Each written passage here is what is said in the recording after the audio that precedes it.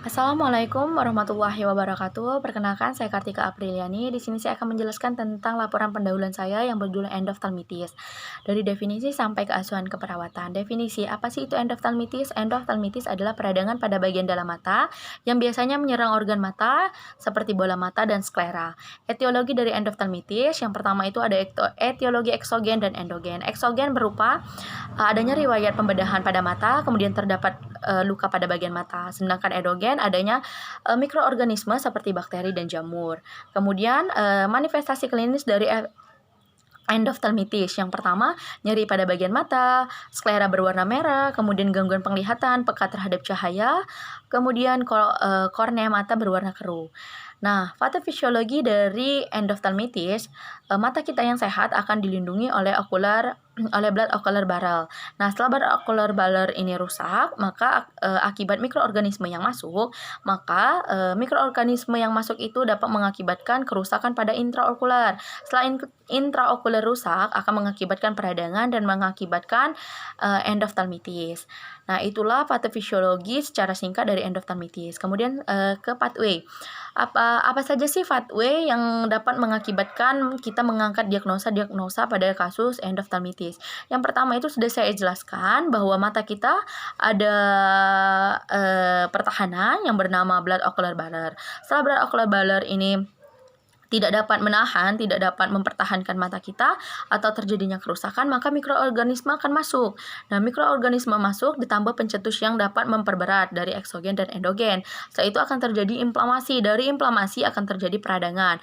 Nah, setelah ada peradangan, dari peradangan itu akan mengakibatkan pembentukan supuratif. Nah, dari pembentukan supuratif akan terjadinya kornea kita berwarna keruh. Nah, dapat mengakibatkan diagnosa gangguan persepsi sensori.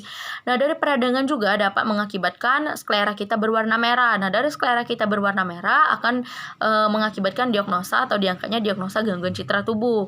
Nah, dari peradangan juga akan mengakibatkan sel bradikinin menuju ke hipotalamus untuk mengeluarkan rangsangan respon nyeri. Dari rangsangan respon nyeri, hipotalamus akan merangsang kita untuk mengeluarkan rasa nyeri. Nah, makanya dapat mengakibatkan diangkatnya diagnosa yaitu diagnosa nyeri. Nah, selanjutnya itu ada pemeriksaan penunjang atau pemeriksaan diagnostik untuk menegakkan diagnosa medis endoftalmitis. Yang pertama itu ada pemeriksaan USG, ultrasonografi. Kemudian ada pemeriksaan mikroorganisme. Pemeriksaan mikroorganisme pada mata. Kemudian ada pemeriksaan oftalmoskopi. Nah, pemeriksaan itulah tadi beberapa pemeriksaan yang dapat menunjang pengangkatan diagnosa medisnya. Kemudian ada penata laksanaan.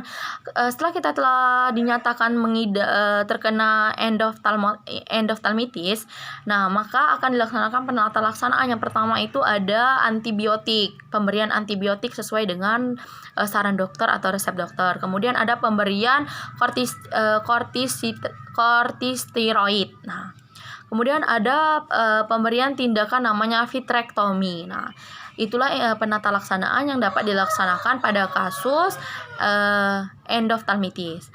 Kemudian pencegahan pada kasus endoftalmitis.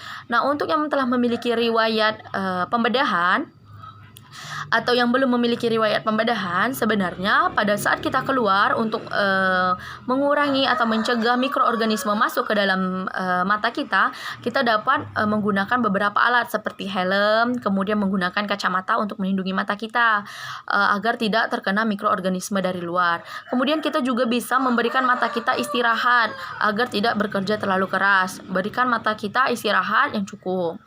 Kemudian diagnosa yang diangkat atau pengkajian yang akan dilakukan. Yang pertama itu pengkajiannya yang akan dilakukan.